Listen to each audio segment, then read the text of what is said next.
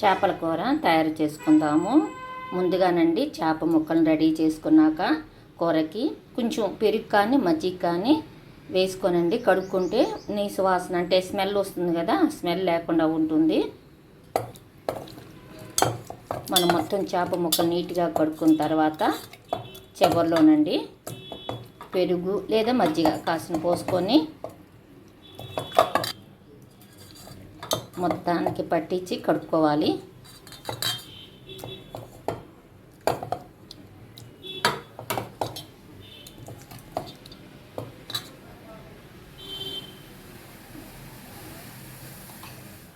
Stove మీద ఇదిగోనండి గిన్నె పెట్టేసుకున్నాను, ఆయిల్ వేసుకున్నాను, సిమ్లో పెట్టుకున్నానండి. పెట్టుకుంటే ఇది కాగుతూ ఉంటుంది నూనె. ఈలోపు మనం అన్నీ రెడీ చేసుకోవచ్చు. కూరకి చేప ముక్కల్ని నీట్గా కడుక్కుందాము. చింతపండు వేడి నీళ్ళలో నానవేసుకున్నాను నేను. ఇప్పుడు చేప ముక్కల్ని శుభ్రంగా కడుక్కుందాము. ఉప్పు కారం పసుపు వేసి ముక్కలకి పట్టించి కాసేపు పక్కన పెట్టుకుందాము. నూనె వేడైంది, దీనిలోకి ఉల్లిపాయ ముక్కల్ని వేసేసుకుందాము.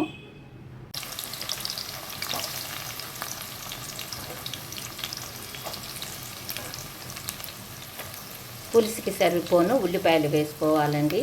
పులుసుకి మెయిన్ ఉల్లిపాయలే కదా, లేకపోతే నీళ్ళగా ఉంటుంది పులుసు. ఉల్లిపాయ ముక్కలు వేగాయండి. దానిలోకి ధనియాల జీలకర్ర పొడి, కారం పసుపు, ఇదిగోండి చిన్న ఉల్లిపాయలు ఇవి వేసేసుకుందాము.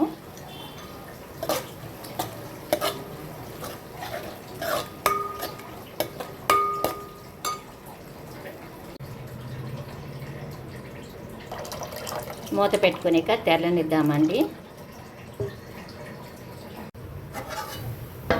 ఇప్పుడు దీనిలోకి చేప ముక్కలను వేసేసుకుందాము.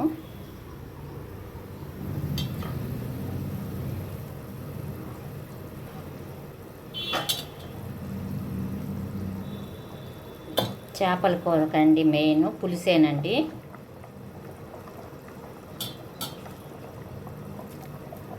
మూత పెట్టి మగ్గనిద్దాము, కూరని ఉడకనిద్దాము. ఇప్పుడు మంట తగ్గించుకొని సిమ్లో పెట్టి మగ్గనిద్దాము.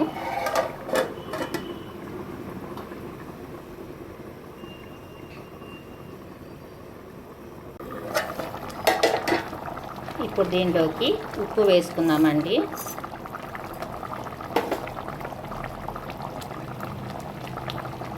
మామిడికాయ ముక్కలను వేసుకుందాము. సిమ్లో పెట్టుకుని కాసేపు మగ్గనీయటమేనండి. హైలో నుంచి ఇప్పుడు సిమ్లో పెట్టేసుకుందాము మంటని.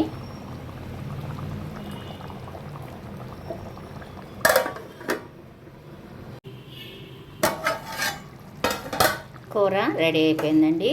కొత్తిమీర జల్లుకుందాము.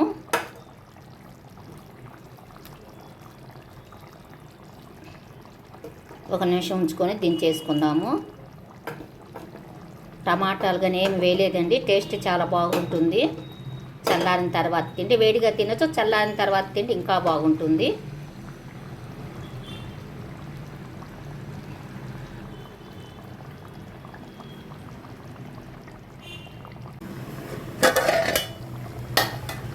రెడీ అయిపోయిందండి.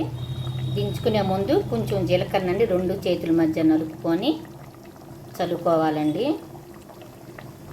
టేస్ట్ చాలా బాగుంటుంది పులుసు కూరలకి ఇట్లా జీలకర్ర చల్లుకుంటే. ఇక స్టవ్ కట్టేసుకుందాము.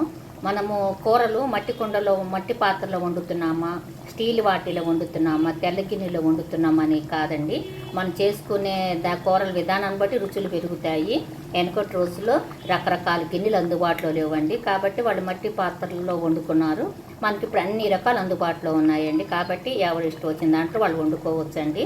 టేస్ట్ అనేది మారదు. కాకపోతే తెల్ల గిన్నెలో వండుకునేటప్పుడు అండి కూర వండిన తర్వాత వేరే గిన్నెలో మార్చుకుంటే సరిపోతుంది.